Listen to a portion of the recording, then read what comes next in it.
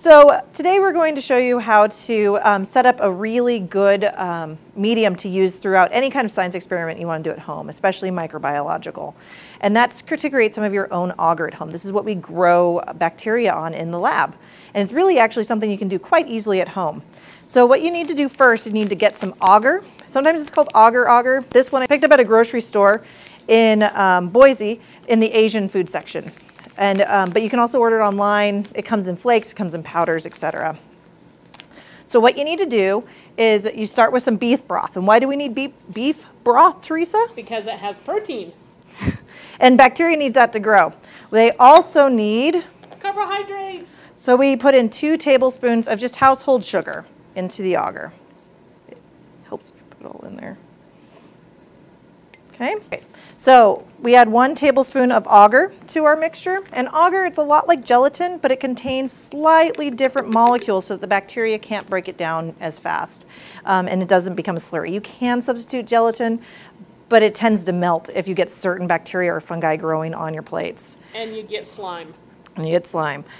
So you mix it up real good and you pop it either in the microwave or you can keep it on the stove, bring it to a simmer.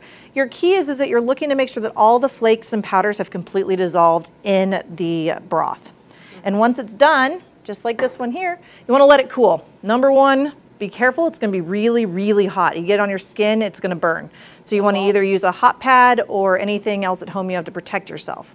Then you can pour it in whatever container you want. If you want to do a hand washing experiment, a pie tin's really great. Anything your hand could lay flat in.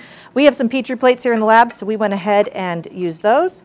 And all you do is just pour it in here, just get a complete covering. And now this is the hard part. You have to let it sit and not touch it. Just like anything else at home that you're letting set up, you want to just let it sit there.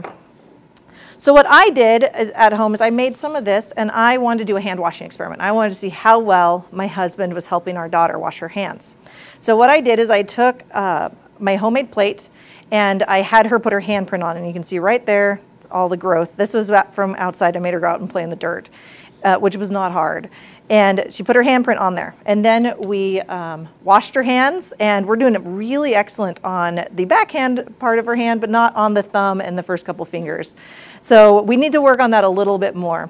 But this is a really easy experiment that you can do with anything. So if you have a control and then your experimental procedure, you can test out different soaps, you could test out the antibacterial hand wash, whatever it is that you'd like to see if it's working well in your house. But in general, this media recipe that we just showed you is something that you can use for a lot of different experiments, and you'll probably see some future vlogs about that.